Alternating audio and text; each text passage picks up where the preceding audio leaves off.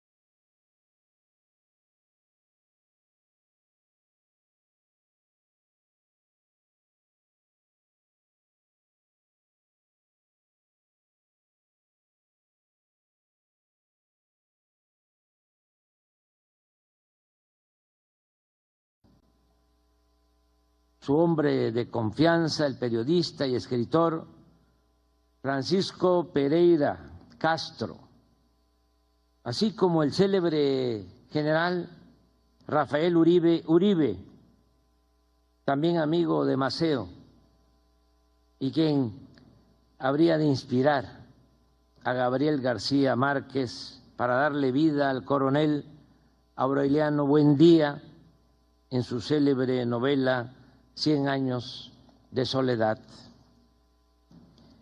En Costa Rica también estaba asilado un revolucionario mexicano, Catarino Garza Rodríguez, el cual tuvo la osadía de organizar una guerrilla en Texas y llamar al pueblo de México a colocar al dictador Porfirio Díaz 18 años antes de que lo hiciera Francisco I. Madero, nuestro apóstol de la democracia.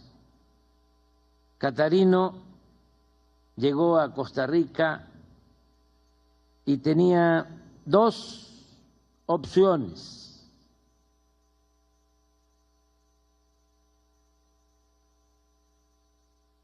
unirse a los cubanos que en ese tiempo se embarcaron para lograr la independencia de una de las dos únicas colonias que la monarquía española conservaba en el continente, o colaborar con los liberales colombianos en el derrocamiento del gobierno conservador de este país. En ambos casos, como él mismo decía, se trataba de ayudarlos para que luego lo ayudaran a él en su lucha contra Porfirio Díaz, a quien llamaba el zar de México. En una carta a su esposa, Catarino escribía: quizá me sea necesario ayudar a otros pueblos primero para que después me ayuden a mí. Con este ideal de revolucionario internacionalista, en marzo de 1895, Catarino, encabezando a 30 guerrilleros, salió de Puerto Limón, Costa Rica, para desembarcar en Bocas del Toro, del entonces departamento colombiano de Panamá. El objetivo era la toma del cuartel de Bocas del Toro, pero en los primeros combates el revolucionario mexicano perdió la vida y ahí quedó, enterrado en una fosa común junto con Pereira y otros combatientes. Así como nosotros estamos ahora, por solicitud del presidente Gustavo Petro, ayudando a encontrar en la Trinitaria Chiapas los restos del general Melo para que sean devueltos a Colombia, en Panamá existe un equipo de expertos haciendo otro tanto para que podamos repatriar los restos de Catarino. En nuestro interés de conocer más sobre este guerrillero internacionalista mexicano, nos ayudó mucho el testimonio del comandante colombiano Donaldo Velasco, encargado en ese entonces del regimiento militar de Bocas del Toro y Colón, quien tuvo el acierto de publicar un folleto en el que narró con buena prosa lo sucedido durante el malogrado desembarco. A pesar de su conservadurismo, Velasco dejó de manifiesto su profunda admiración por Catarino Garza, al sostener: no era en mi concepto el bandido vulgar que retratan los norteamericanos. Aún después de muerto, inspiraba respeto. En un recuento somero y en homenaje a estos hombres de ideales revolucionarios, el mismo año que murieron Catarino y Pereira, dejó de existir José Martí. A Maceo lo asesinaron en 1896, a Rosas en 1901. Poco después, en México, ofrecieron su vida por la justicia y la democracia Francisco I. Madero, Emiliano Zapata, Francisco Villa, Ricardo Flores Magón y muchos más. También en nuestro país, en 1929, fue asesinado el líder cubano independentista Julio Antonio Mella. En 1934, en Managua, fue traicionado y ultimado Augusto César Sandino, el general de Hombres Libres, 1948. Hicieron lo mismo aquí, en Colombia, en Bogotá, con el político liberal Jorge Eliezer Gaitán. En tiempos más cercanos fueron víctimas del conservadurismo y de la arrogancia hegemónica el insigne guerrillero Ernesto Che Guevara y el más demócrata de los políticos latinoamericanos, Salvador Allende. Así como muchos héroes anónimos olvidados, pero benditos, y otros que seguirán surgiendo porque la lucha por la dignidad y la libertad de los pueblos es una historia sin fin. Amigo, hermano y compañero presidente Gustavo Petro, como usted y otros colombianos saben, nuestros pueblos siempre se unirán en la búsqueda de la libertad, de la justicia, de la democracia y en la defensa de nuestras soberanías. Tuve la fortuna de conocer y ser amigo del Cervantes de nuestra América, Gabriel García Márquez, quien decidió tener como segunda patria a nuestro país.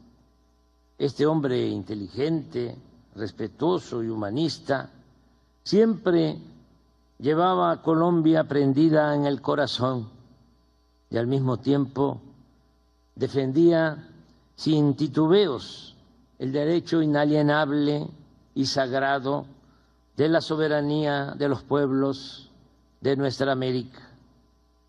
A diferencia de otros que optaron por la indefinición y el coqueteo con la oligarquía y los poderes hegemónicos, el Gabo prefirió ponerse cera en los oídos para no escuchar el canto de las sirenas.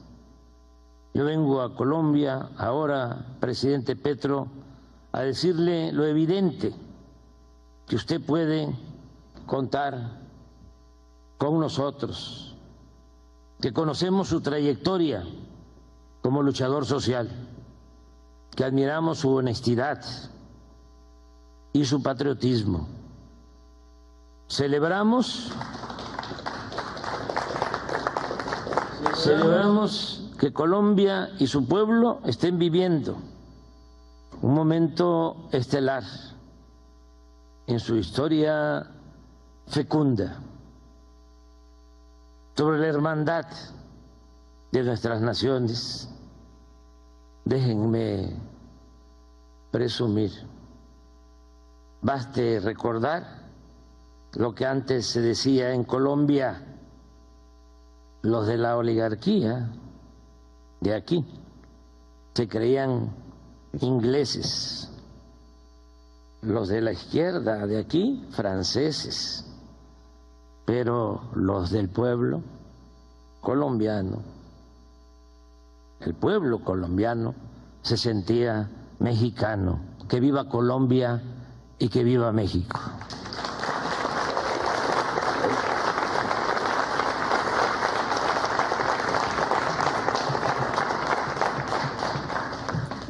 Bueno, presidente, compañero Andrés Manuel López Obrador, los ministros y los medios de comunicación aquí presentes. Yo hablé bastante hace unos minutos y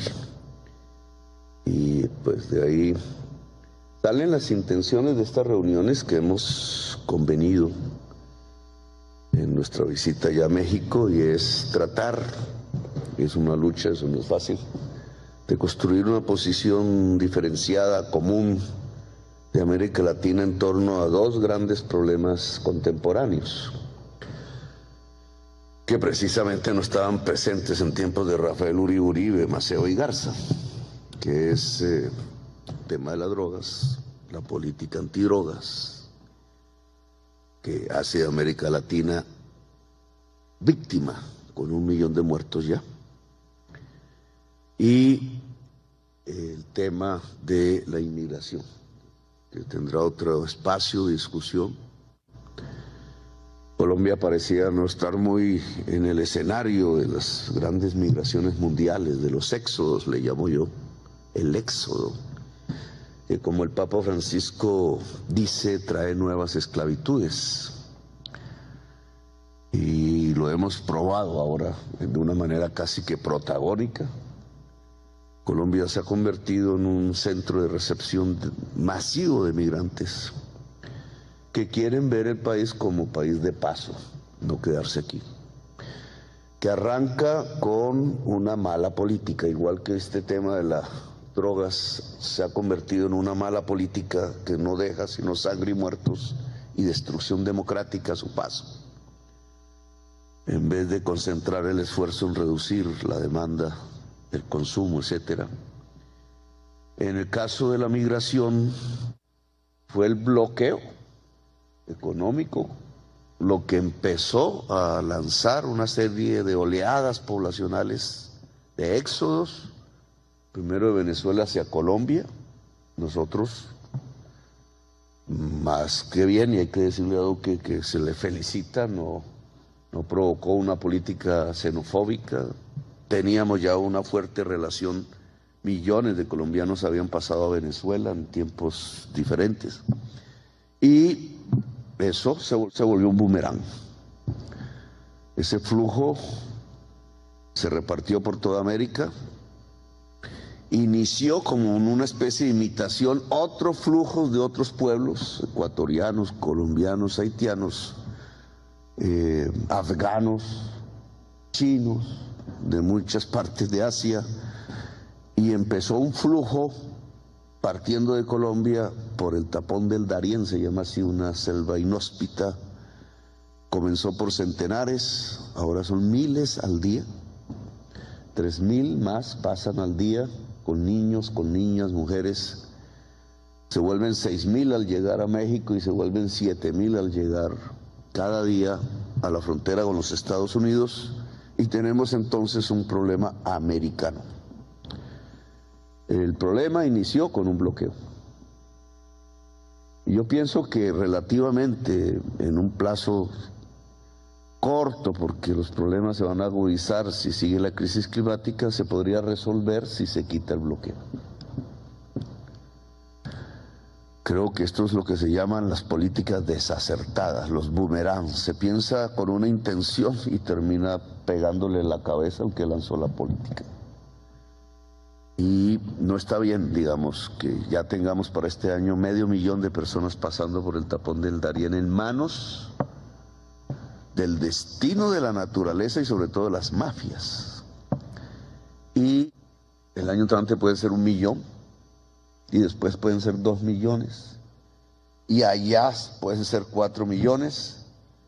Se ha iniciado un éxodo del sur al norte que tiene que ver con muchas causas, entre otras la desigualdad, la pobreza, pero también con políticas que están mal hechas, mal construidas, torpes, como la de bloquear económicamente una sociedad pensando que se cae un régimen y lo que se cae es el pueblo, lo que se cae es la sociedad misma. Usted nos ha traído una parte de la historia. Yo allá cuando fui a México hablé de Melo, General Melo, que es el único presidente indígena que ha tenido Colombia y el único que no está enterrado en Colombia. ¿Quién sabe dónde me enterrarán a mí así por ese paso? Está allá en Chiapas, después de hacer un periplo que marca el alma latinoamericana.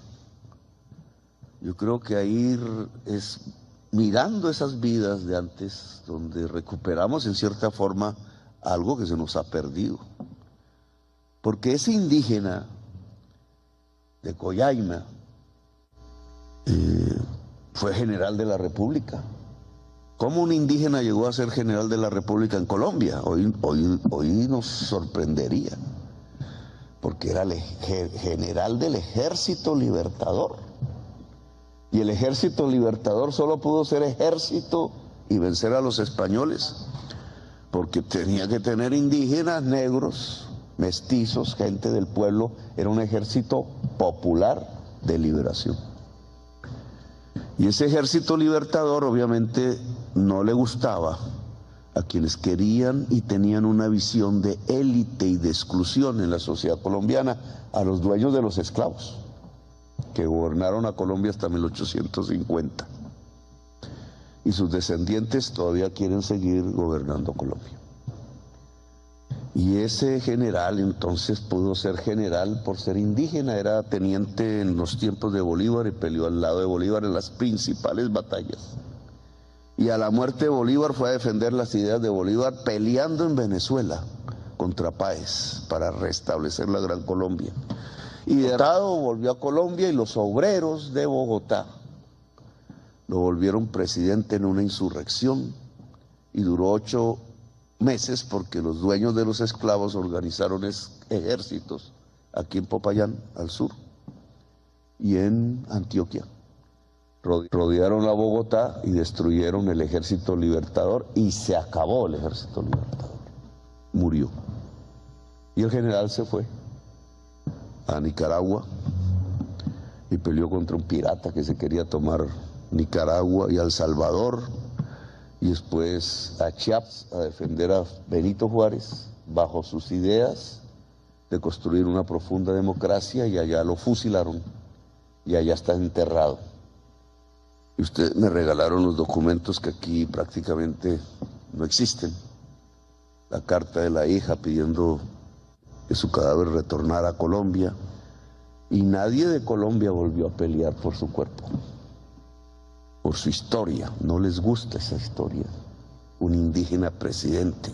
No les gusta que la vicepresidente sea negra.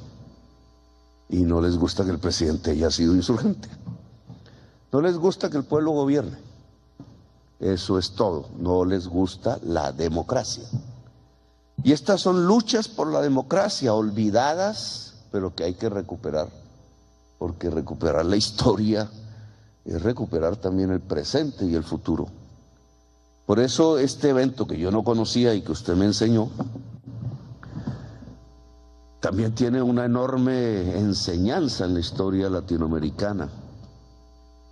Es que no nos creíamos de un país y extranjeros de los otros, nos creíamos el mismo pueblo. Por eso Melo iba a Venezuela a pelear, y por eso iba a Honduras, y por eso iba a Nicaragua, y por eso muere en México, y por eso Bolívar nace en Caracas, pero muere en Santa Marta, y por eso el Che nace en Argentina, pero muere en Bolivia después de hacer una revolución. Y por eso nosotros somos así, y hay que recuperar ese espíritu. Por eso se reunían a la luz de las velas, en esa aldea que debió ser en ese entonces Bocas del Toro, República de Colombia, que hoy no es de Colombia, porque parte de esa historia tiene que ver con eso. Se reúnen estas 3 personas de película.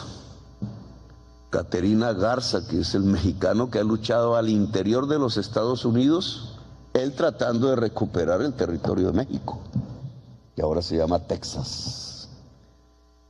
Antonio Maceo, que lucha por la independencia de Cuba, y Rafael Uribe Uribe, nuestro general de las 1000 batallas, que muere asesinado en 1914 a hachazos frente al Congreso de Colombia. Era el único senador liberal en medio de un Congreso conservador. Había hecho un acuerdo de paz.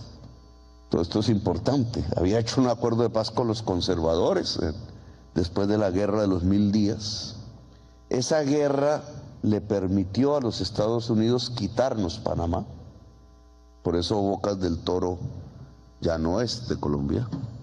Era de Colombia ahí. Estaban reunidos los revolucionarios liberales queriendo profundizar la democracia en toda América en un pueblo de Colombia, a la luz de las velas, gozando la insurgencia. Él hizo la paz, tantas veces intentada en Colombia, un proceso de paz, y se acabó la guerra en las 1000 días, que quizás es una de las peores que hemos tenido. Nosotros vivimos en guerra perpetua.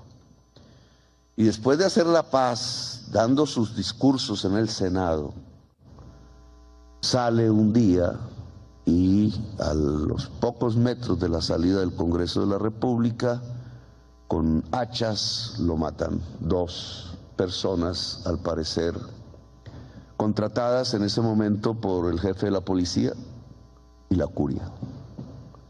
¿Cuál el pecado de Rafael Uribe Uribe en ese momento para recibir la pena de muerte? Pelear por la educación pública. Rafael Uribe Uribe quería un sistema de educación pública en toda la República de Colombia. Y esa fue la causa por la que lo mataron. Y ahora, si uno mira un debate local de los tantos que hay aquí en Colombia, precisamente alguien está proponiendo acabar con la educación pública a partir de que el presupuesto público se entregue en bonos para que los niños y las niñas estudien en colegios privados. Lo cual, de entrada, dado que el colegio privado es más caro y tiene utilidad, acortaría completamente la cobertura de quienes podrían estudiar, pero es un ataque a un principio democrático fundamental, la educación pública, que este gobierno piensa es fortalecer, no acabar. Bueno, a Rafael Uribe Uribe lo mataron por querer que en Colombia existiera una fuerte educación pública, y ese era el pensamiento de estas personas. Y yo creo que a la larga ahora, porque esto es 1895, un siglo atrás habían otros jovencitos a la luz de las velas conspirando a hacer una revolución en nuestras tierras. Los Nariño, los Camilos Torres, los Carbonell, los Mirandas, los Sucre, todos muchachitos y muchachitas como Manuelita Sáenz y La Pola. Un siglo después son ellos y estamos otra vez un siglo después y ahora somos nosotros. Y ese nosotros y nosotras tiene que volver a este espíritu. Y es que no tenemos fronteras en realidad, que somos un mismo pueblo con similares problemas, en una diversidad intensa y con una enorme capacidad de construir belleza. Usted me decía, los españoles trajeron la codicia del oro, los indígenas no lo tenían. No había codicia por el oro en estas tierras. Fue de allá que vino ese contravalor y por eso tantos muertos. Ahora hay otros valores que hay que volver a restablecer en nuestras sociedades: la libertad real, no la libertad de mentiras, de que es que yo puedo ir a comprar en la tienda, sí, si no tienes plata aquí, no tienes libertad, se acabó la libertad. No, la libertad integral del ser humano, la democracia profunda. La democracia profunda es que vuelvan a haber presidentes indígenas y mujeres, y negros y negras, y toda nuestra diversidad en el poder, porque no podemos dividirnos entre unos tonos de piel y otros tonos de piel. Eso es propio de Hitler, un criminal. Y la paz, y poder darle al mundo, porque somos creadores de belleza. Ahí está Gabriel García Márquez, usted lo menciona. Ese boom latinoamericano que yo leí de joven, de escritores y escritoras poderosas de todos nuestros países, entre los cuales estuvo Gabriel García Márquez, que nos enseñó a nuestra generación, porque nacimos a partir de su literatura hermosa, de la magia, de enseñarnos qué es Latinoamérica. Ahora yo trato de mirar las emanaciones artísticas de nuestra juventud latinoamericana y encuentro el mismo boom, bajo otros formatos y de manera invisible. No salen las emisoras, se encuentran en las redes, poetas del rap. Me he puesto a estudiar esos temas, a Molotov y a tantas expresiones modernas un poco ajenas a nosotros, pero absolutamente poéticas y tan intensas como fue la escritura del boom latinoamericano. Muchacho que mataron llamado Cancerbero, venezolano, que cuando uno empieza es un poeta maldito, igual. empieza uno a descifrar los versos y empieza a encontrar el mismo alma latinoamericana del boom de García Márquez, de los poetas, de Pablo Neruda, al cual mañana vamos a encontrar. Entonces, bienvenido y nos vemos en Santiago mañana. Con la declaración oficial de los señores presidentes de Colombia y México, damos por finalizada la cumbre latinoamericana y del Caribe sobre drogas. Muchas gracias a todos los medios de comunicación y colegas periodistas que nos acompañaron.